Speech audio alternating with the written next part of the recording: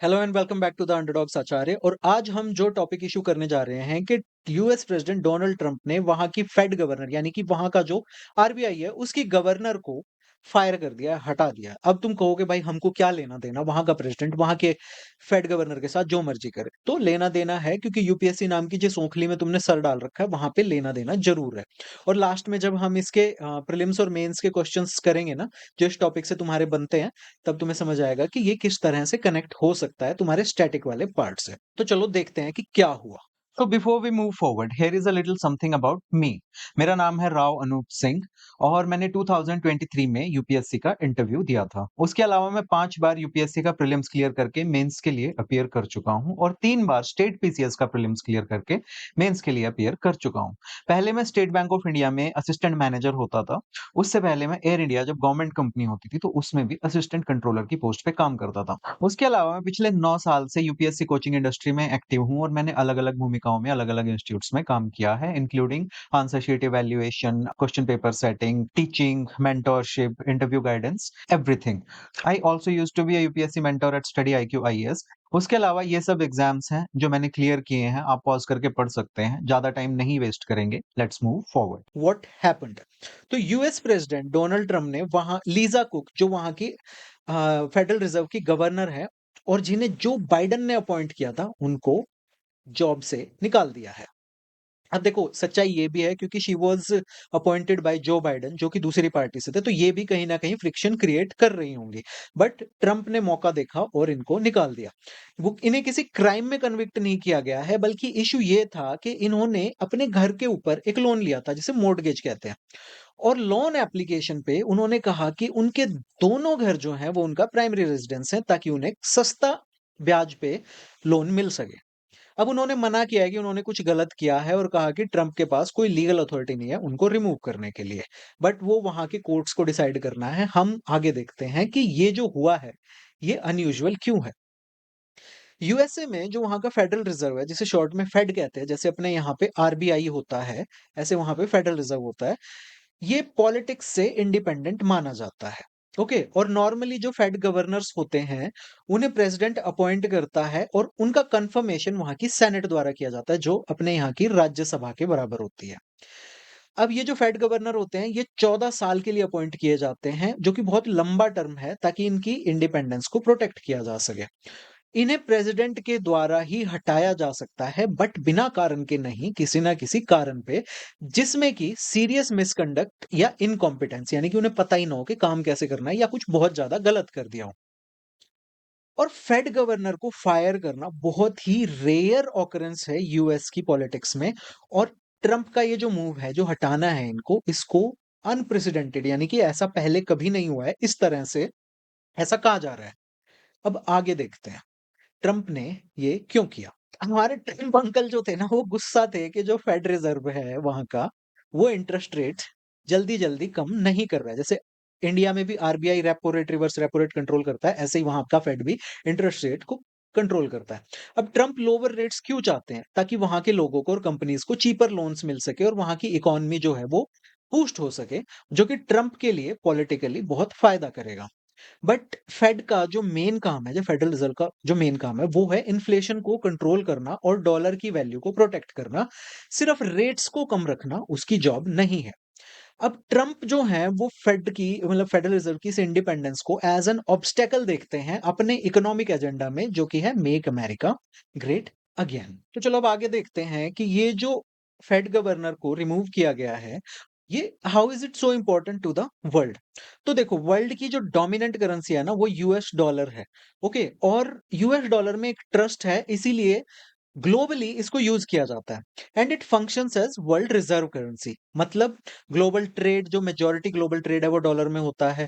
Oil, gold, etcetera, international loans, even saving, central banks की जो savings है ना, ये सब कुछ डॉलर्स में कंडक्ट और स्टोर किया जाता है। और डॉलर का ये जो स्टेटस है ना, ये डिपेंड करता है बहुत हैविली उस ट्रस्ट पे जो कि इन्वेस्टर्स, गवर्नमेंट और इंस्टीट्यूशंस डॉलर में दिखाते हैं, ये मान के कि डॉलर अपनी वैल्यू को रिटेन रखेगा, स्टेबल रहेगा और किसी भी पॉलिटिकल मैनिपुलेशन का शिकार नहीं होगा। अब इस ट्रस्ट की जो स्ट्रेंथ है ना, वो 2 रीज़न्स पे, 2 फाउंडेशंस पे डिपेंड करती है। पहला है यूएस इकोनॉमी का बहुत बड़ा साइज़ और उसकी रेज़िलियंस, रेज़िलियंस यानी कि वो जल्दी से इम्पैक्ट नहीं होती, उसमें झटके नहीं आते। ओके, और यूएस इकोनॉमी जो है वर्ल्ड में लार्जेस्ट है। और दूसरा है वहां के फेडरल रिजर्व की इंडिपेंडेंस, जो कि अश्योर करता है और रीअश्योर करता है ग्लोबल मार्केट्स को कि वहां के जो मॉनेटरी पॉलिसी डिसीजंस होंगे ना, जैसे कि interest rate, inflation control, money supply, वो इकोनॉमिक मेरिट पे लिए जाएंगे, ना कि पॉलिटिकल गेन की वजह से। सो अगर ऐसे में कोई यूएस प्रेसिडेंट आता है और वो इस तरह के डिसीजन लेता है, तो वर्ल्ड उसे देख सकता है कि वो यूएस का जो फेडरल रिजर्व है उसको अंडरमाइन कर रहा है और कंट्रोल कर रहा है। तो ये जो फायरिंग है गवर्नर की, ओके, जो कि पॉलिटिकल प्रेशर को रेजिस्ट करते हैं कि प्रेसिडेंट के कहने पे इंटरेस्ट रेट लो नहीं कर रहे, इससे ग्लोबल इन्वेस्टर्स जो है ना, वो अपना जो कॉन्फिडेंस है, they will start losing it in dollar. और इससे डॉलर की लॉन्ग टर्म स्टेबिलिटी और ग्लोबल इकोनॉमी पे इंपैक्ट होगा। और ये जो लॉस ऑफ ट्रस्ट है, ये जो ट्रस्ट जो खत्म होता है, इसके रिपल इफेक्ट्स यानी कि इसके झटके जो हैं, वो बाकी करेंसीज पे जैसे कि यूरो, येन और इवन चाइना की युआन पे भी देखे जा सकते हैं, क्योंकि जैसे जैसे डॉलर की क्रेडिबिलिटी कम होगी, इन करेंसीज की क्रेडिबिलिटी जो है वो ऊपर जाएगी। ओके, क्योंकि डॉलर की जो ग्लोबल डोमिनेंस है कि अब आप डॉलर पे विश्वास नहीं कर रहे हो, तो आप डॉलर में ट्रेड नहीं करोगे। तो आप क्या करोगे कि चलो मैं येन में या यूरो में ट्रेड करता हूं, बिकॉज वहां का जो करेंसी है, जो पॉलिसी है, वो पॉलिटिकली मैनिपुलेट नहीं होती, इकोनॉमिक इंटरेस्ट, इकोनॉमिक मेरिट पे ही उसको डिसाइड किया जाता है। ओके, अब इस फायरिंग का फाइनेंशियल मार्केट्स पे क्या इंपैक्ट हो सकता है? तो ये 2 तरह के होंगे, एक तो शॉर्ट टर्म और एक लॉन्ग टर्म। तो शॉर्ट टर्म में अगर फेड को प्रेशर किया जाता है इंटरेस्ट रेट कम करने के लिए, जितना कि वो नॉर्मली करता उससे ज्यादा, तो इससे क्या होगा कि यूएस की इकोनॉमी को एक टेम्परेरी बूस्ट मिलेगा और वहां के मार्केट्स ग्रो होंगे। बोरोइंग जो है यानी पैसा लेना है वो सस्ता होगा। बिजनेसेस और हाउस होल्ड के पास ज्यादा पैसा आएगा, क्योंकि ऑब्वियसली अगर इंटरेस्ट रेट कम जाएगा तो बोरोइंग, वो मतलब पैसा उधार लेना सस्ता होगा, और हाउस होल्ड्स के और बिजनेसेस के पास पैसे ज्यादा हो जाएंगे। और स्टॉक मार्केट्स जो हैं एज अ रिस्पॉन्स, क्योंकि ज्यादा पैसा इकोनॉमी में इन्फ्यूज होगा, तो स्टॉक मार्केट्स जो हैं वो भी ऊपर जाएंगे। बट इसके सिर्फ फायदे ही नहीं है, लॉन्ग टर्म में इसके कुछ रिस्क है। अब जो इन्वेस्टर्स है ना, उनको डर लगना शुरू हो जाएगा कि भाई अब महंगाई बढ़ने वाली है, वो भी आउट ऑफ कंट्रोल होके, क्योंकि इजी मनी, वो भी लो इंटरेस्ट रेट पे अवेलेबल है मार्केट में। और इससे जो गुड्स एंड सर्विसेज हैं वो एक्सपेंसिव हो जाएंगी ओवर टाइम पे। यानी कि मान लो अभी मेरे पास 1 रुपया होता था और मेरे को एक एल्पेनलीबे खरीदनी थी। ओके, तो मैं देखूंगा कि यार 1 ही रुपया है और 1 रुपए की एल्पेनलीबे है, मेरे पास 0 रुपए हो जाएंगे, तो मैं नहीं खरीदूंगा। बट एकदम से इंटरेस्ट रेट कम हो गया, मुझे लोन आसानी से मिल गया, अब मेरे पास हो गए 10 रुपए। अब मुझे फिर से एल्पेनलीबे टॉफी खरीदनी है, तो मैं कहूंगा खरीद लेना, दो खरीद एक का क्या है। तो जितनी ज्यादा इसकी डिमांड बढ़ेगी, उतना ही ज्यादा इसका प्राइस बढ़ेगा और इन्फ्लेशन बढ़ती जाएगी। ओके, और ये पूरी इकोनॉमी पे होगा इस तरह से। अब इन्वेस्टर्स क्या करेंगे अपने आप को प्रोटेक्ट करने के लिए? उन्होंने जो यूएस गवर्नमेंट के बॉन्ड्स खरीद रखे हैं, वो उनसे ज्यादा इंटरेस्ट मांगेंगे, यील्ड यानी कि वो ज्यादा इंटरेस्ट मांगेंगे। अब यूएस गवर्नमेंट को अपने जो पैसा उधार उसने लिया हुआ है ना, मार्केट से पैसा उठाया हुआ है, उस पे ज्यादा ब्याज देना पड़ेगा अपने क्रेडिटर्स को, क्योंकि क्रेडिटर्स को डर लग रहा है कि भाई उनकी जो रीपेमेंट आएगी उसकी वैल्यू तो इन्फ्लेशन की वजह से इरोड हो जाएगी। सो दूसरा ये यहाँ पे प्रॉब्लम होगी। अब अगर ये चलता रहता है, तो यूएस डॉलर जो है ना, वो कमजोर हो सकता है अगेंस्ट मेजर ग्लोबल करेंसीज जैसे कि यूरो, येन, स्विस फ्रैंक एक्सेट्रा। क्योंकि इन्वेस्टर जो हैं वो यूएस इकोनॉमी से पैसा निकाल के वो देखेंगे कि भाई डॉलर तो मैनिपुलेट किया जा रहा है, तो हम डॉलर में इन्वेस्ट करने की बजाय क्यों ना यूरो में इन्वेस्ट करें, क्योंकि क्यों ना दूसरे में, तो उनकी डिमांड बढ़ेगी, उनकी वैल्यू ऊपर जाएगी और डॉलर बिकना शुरू हो जाएगा, तो उसकी वैल्यू कम होगी, वो वीक हो जाएगा। अब ये जो लॉन्ग टर्म रिस्क है ना, ये बहुत ज्यादा डैमेजिंग है as compare to the short term boost, जो कि हमने ऊपर देखा था कि शॉर्ट टर्म्स के लिए तो इकोनॉमी को बूस्ट मिल जाएगा, बट लॉन्ग टर्म के लिए ये बहुत सारे रिस्क हैं जो कि डैमेजिंग होंगे। और जो वीक डॉलर, जब डॉलर जब वीक होगा ना, तो उससे यूएस में जो इंपोर्ट्स की कॉस्ट है वो भी बढ़ेगी, जिससे कि वहां का इन्फ्लेशन जो है और ज्यादा बढ़ेगा। अब हम देखेंगे कि चलो इन्होंने फेड गवर्नर को हटा दिया, अब नया फेड गवर्नर इन्होंने लगाया और उसने प्रेशर में आके इंटरेस्ट रेट्स कम कर दिए। तो अब ये जो इंटरेस्ट रेट कम होंगे, इनका वर्ल्ड इकोनॉमी पे क्या इंपैक्ट होगा, वो हम यहाँ पे देखेंगे।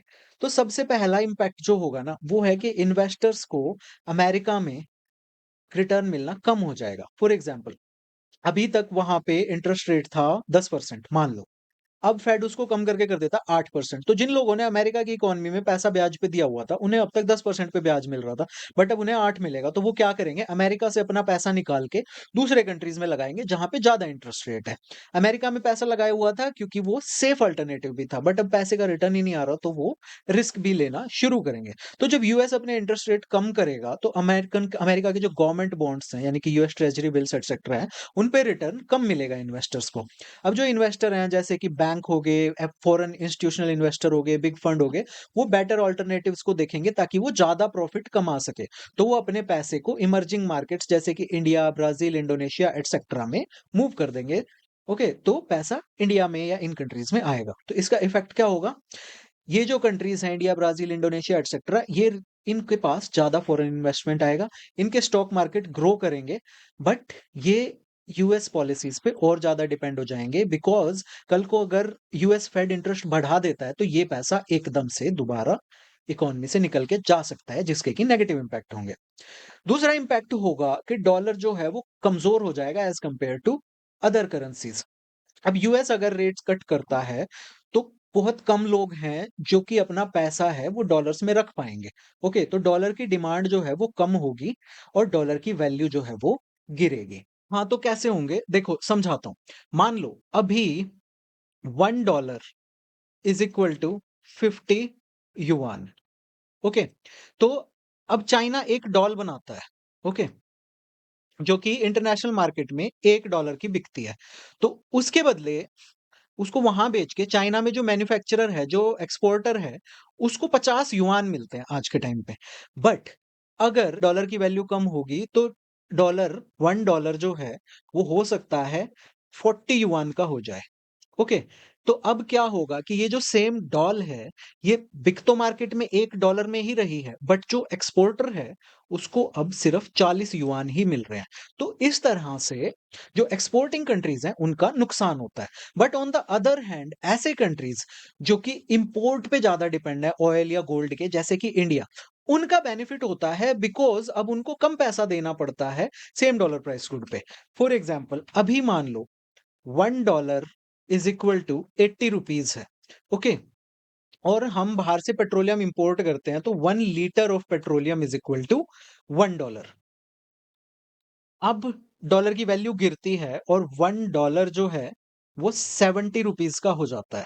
तो अब हम 1 लीटर पेट्रोलियम जो है वो $1 का ही इंपोर्ट कर रहे हैं, बट इफेक्टिवली हमें सिर्फ 70 रुपए देने पड़ रहे हैं। तो इससे इंडिया जैसे कंट्रीज जो इंपोर्ट ओरिएंटेड है उनका फायदा हो जाता है। अब ग्लोबल कमोडिटी जो हैं, उनके प्राइस जो हैं वो बढ़ जाते हैं, और ये थोड़ा ना अब कॉन्ट्राडिक्टिंग हो जाएगा। तुम सोचोगे हैं अभी तो ये बोला था, अभी ये बोला, बट ये होता है। ऑयल जो है, oil, gold, silver, copper etcetera, ये यूएस डॉलर में प्राइस किए जाते हैं। तो डॉलर जब कमजोर होता है तो ये कमोडिटीज जो हैं ये सस्ती हो जाती हैं लोगों के लिए।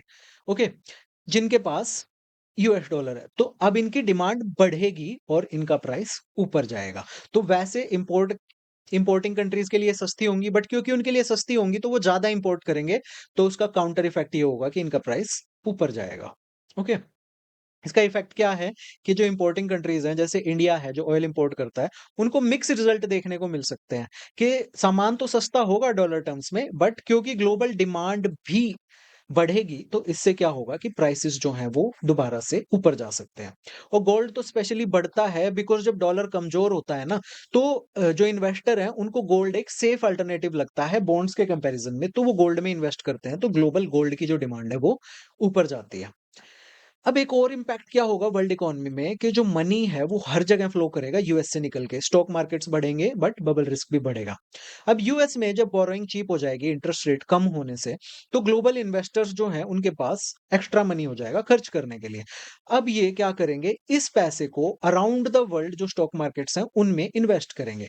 तो उसका इफेक्ट क्या होगा, स्टॉक मार्केट्स में पैसा जाएगा तो वो मार्केट्स राइज करेंगे even beyond their real economic growth, यानी कि कंट्री की इकोनॉमिक ग्रोथ चाहे 8% पे चल रही हो, पर मार्केट हो सकता है 20%, 30% या और ज्यादा पे ग्रो करना शुरू हो जाए।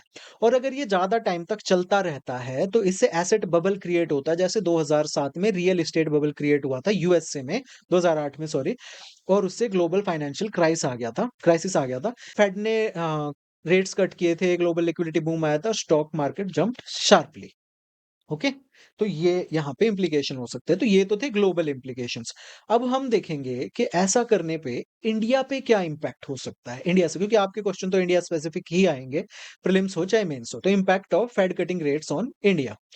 तो सबसे पहला इम्पैक्ट जो हमने अभी थोड़ी देर पहले भी देखा कि इन्वेस्टर्स जो हैं, क्योंकि यूएसए में कम इंटरेस्ट मिलेगा, तो वो इंडिया की तरफ आएँगे। तो when US cuts interest rate, investing in America becomes less attractive because returns जो हैं यूएस बॉन्ड्स पे, डिपॉजिट्स पे वो कम हो जाते हैं। अब ग्लोबल इन्वेस्टर्स जो हैं वो ऐसे कंट्रीज़ को देखना शुरू करते हैं जहाँ पे उन्हें हायर रिटर्न्स मिल सकें, और इंडिया जो है वो यूजुअली हायर रिटर्न्स ऑफर करता है, क्योंकि यहाँ पे इंटरेस्ट रेट जो है वो यूएस के कंपैरिजन में हाई होते हैं। सो जो पोर्टफोलियो इन्वेस्टर्स होंगे, एफआईआई, एफपीआई, ये इंडिया के स्टॉक मार्केट में और बॉन्ड्स में अपना पैसा लगाएँगे। तो इससे क्या होगा, इंडियन स्टॉक की जो डिमांड है वो इंक्रीज होगी, सेंसेक्स और निफ्टी जो है वो राइज होंगे। दूसरा इम्पैक्ट हो सकता है कि डॉलर जब वीक होगा तो रुपी जो है वो स्ट्रेंथन हो एज कंपेयर। तो लोअर यूएस इंटरेस्ट, यूएस में जब इंटरेस्ट रेट लो होंगे तो यूएस डॉलर कमजोर होगा, हमने ऊपर देखा, as compare to other currency. तो इसका मतलब है rupee become stronger against the dollar. तो इससे इंडिया पे क्या इंपैक्ट होगा, imports of oil, gold, electronics और जो भी हमारे इंपॉर्टेंट है वो रुपी टर्म्स में सस्ते हो जाएंगे।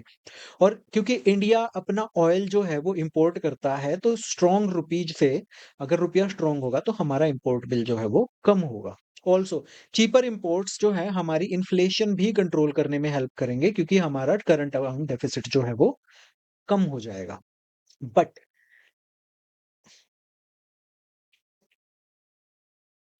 अब इसमें नेक्स्ट क्या होगा कि एक्सटर्नल कमर्शियल बोरोइंग से रिलेटेड जो है हम देखते हैं कि अगर फेड है वो रेट कट करता है, इसका मतलब है कि ग्लोबल लिक्विडिटी यानी कि डॉलर्स की अवेलेबिलिटी सारी दुनिया में बढ़ेगी, और वो भी लोअर कॉस्ट पे।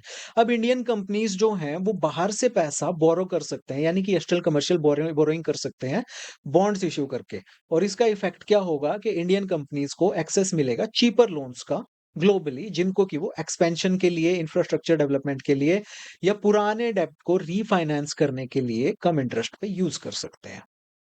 बट यहाँ पे एक रिस्क भी है।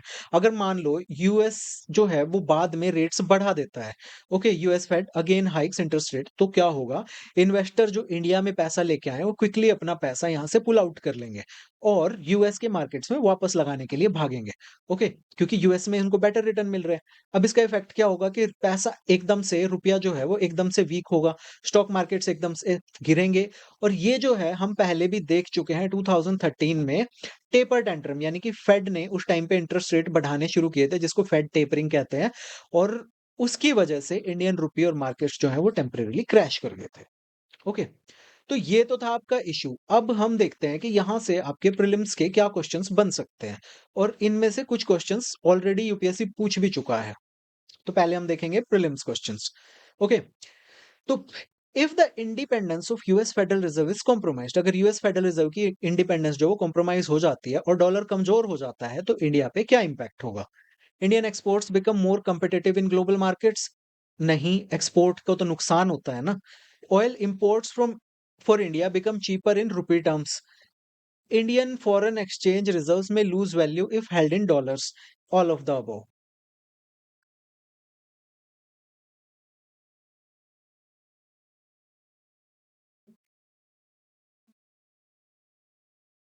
Okay, let's start.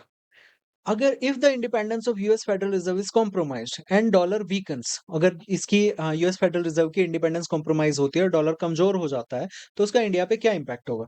Indian exports become more competitive in global markets. Oil imports for India become cheaper in rupee terms. Indian foreign exchange reserve में lose value if held in dollars. Okay, तो इसका answer है D, because जितना dollar weak होगा rupee appreciate करेगा, easily dollar available होगा, तो Indian goods जो हैं वो कम्पिटिटिव हो जाएँगे। दूसरा, क्योंकि ऑयल जो है वो डॉलर में प्राइस्ड होता है और डॉलर कमज़ोर होता है, तो इंडिया को कम पैसा देना पड़ेगा रुपी टर्म्स में for same barrel of oil, जो कि बेनिफिशियल होगा हमारे लिए। तीसरा है, India holds large chunk of forex reserves in US dollar. If the dollar depreciates against major currencies like euro और yen, the value of Indian reserve falls. Okay, so hence all three impacts are valid. Question 2. A shift towards looser monetary policy in US due to political interference in Fed is most likely to cause which of the following in India? यानी कि US में अगर एक loose monetary policy अपनाई जाती है, तो उसका इंडिया पे क्या इंपैक्ट होगा। पहला, inflow of foreign portfolio investment to Indian market, yes ये हमने देखा होगा। Depreciation of Indian rupee against dollar, no, Indian rupee जो है वो स्ट्रांग होगा। और तीसरा, reduction in borrowing cost for Indian companies, yes हमने देखा एक्सटर्नल कमर्शियल बोरोइंग्स जो है वो बढ़ेंगी। तो इसका आंसर है 1 and C.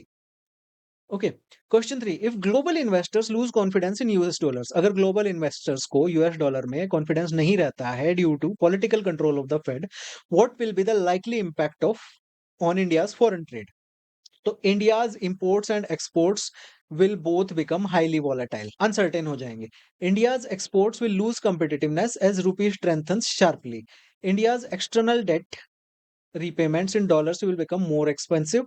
India's gold imports will become cheaper, lowering the current account deficit. तो इसका आंसर है A, most of India's trade payments are dollar denominated. India की जो ज्यादातर ट्रेड पेमेंट्स है ना वो डॉलर में है, चाहे यूएस के साथ हो या किसी के साथ। अब अगर डॉलर फ्लक्चुएट करता है हैविली, यानी कि कभी ऊपर गया कभी नीचे गया, तो पेमेंट सेटलमेंट्स जो है वो अनस्टेबल हो जाएंगी, जिससे कि वॉलेटिलिटी क्रिएट होगी, और बोथ इंपोर्टर एक्सपोर्टर दोनों के लिए। एक्सपोर्टर्स को अनसर्टेनिटी फेस होगी प्राइसिंग में, इंपोर्टर्स को फेस होगी अनप्रेडिक्टेबिलिटी कॉस्ट में।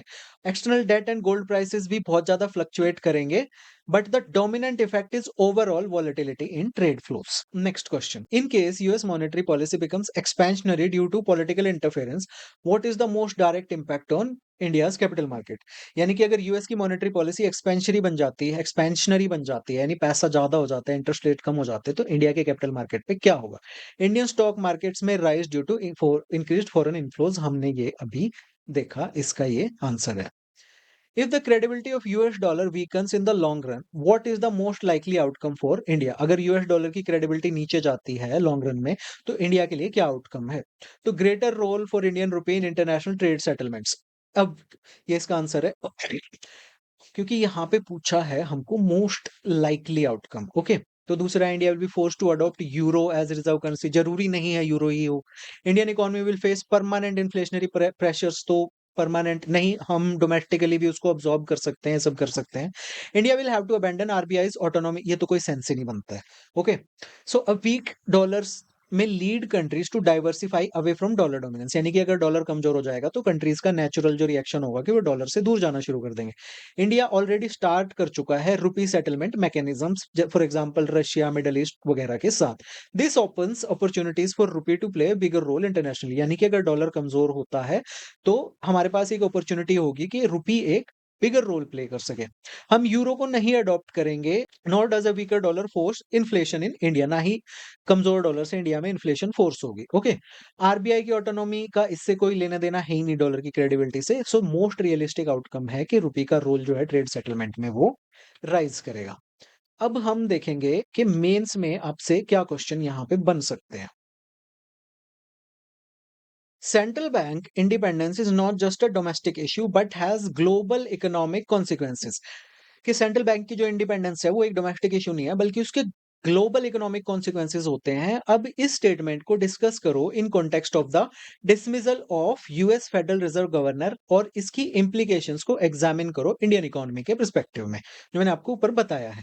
तो हम इसको इंट्रोडक्शन में हम लिखेंगे कि हम सेंट्रल बैंक के इंडिपेंडेंस को डिफाइन करेंगे, और ये क्यों मैटर करती है ग्लोबली, हम फेड का एग्जाम्पल देके यहाँ पे बताएंगे कि किस तरह वो कस्टोडियन है वर्ल्ड की रिजर्व करेंसी का। देन हम बॉडी में सबसे पहले एक्सप्लेन करेंगे किस तरह से फेड की इंडिपेंडेंस जो वो इंश्योर करती है कि यूएस डॉलर जो है वो स्टेबल रहे, और अगर इसमें पॉलिटिकल इंटरफेरेंस होती है तो उसका क्या इंपैक्ट हो सकता है कि डॉलर वीक होगा, उससे उसकी क्रेडिबिलिटी कमजोर होगी, ग्लोबल मार्केट्स में वॉलेटिलिटी आएगी, इस तरह की चीजें। अब इससे इंडिया किस तरह से इंपैक्ट होगा, तो करेंसी वॉलेटिलिटी से हमारे इंपोर्ट और एक्सपोर्ट्स पे क्या इंपैक्ट होंगे, जो मैंने आपको बताया वो आप यहाँ पे लिखेंगे। ऑयल प्राइसेस और करंट अकाउंट बैलेंस पे क्या इंपैक्ट होगा वो आप यहाँ मेंशन करेंगे।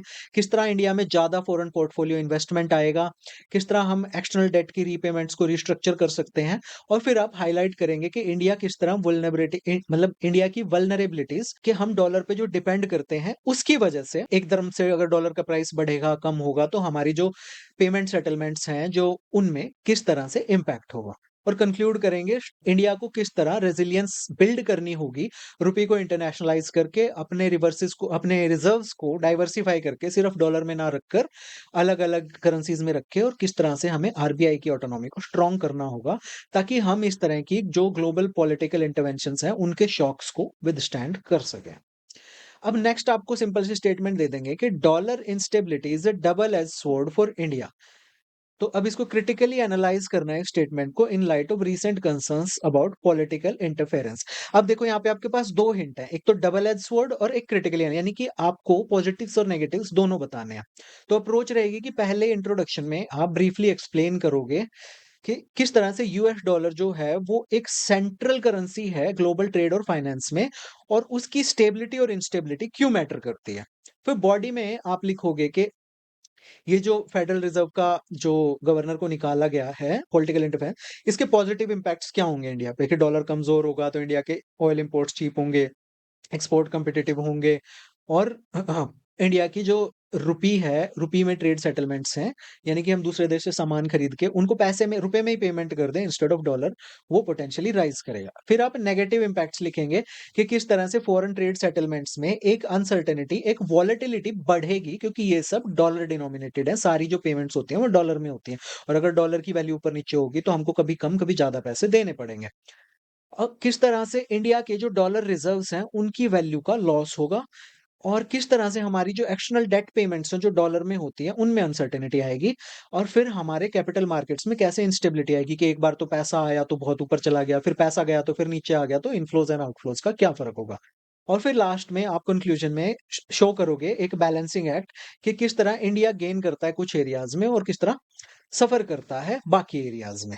तो और कंक्लूड करोगे कि शॉर्ट टर्म बेनिफिट एग्जिस्ट करते हैं, बट लॉन्ग रन में इंडिया का जो इंटरेस्ट है वो लाई करता है एक स्टेबल और क्रेडिबल डॉलर में, और साथ के साथ हमें इंडिया का जो रुपी है उसके रोल को भी स्ट्रेंथन करना पड़ेगा धीरे धीरे ग्लोबल ट्रेड में। वीडियो अच्छा लगा कि आप मेरे इस चैनल को लाइक करें, शेयर करें, सब्सक्राइब करें। टेलीग्राम पे भी सेम नाम से मेरा चैनल है, उसको भी फॉलो करें, अपने दोस्तों को फॉरवर्ड करें, क्योंकि अभी सिर्फ आपका फॉलो ही मेरी कमाई है।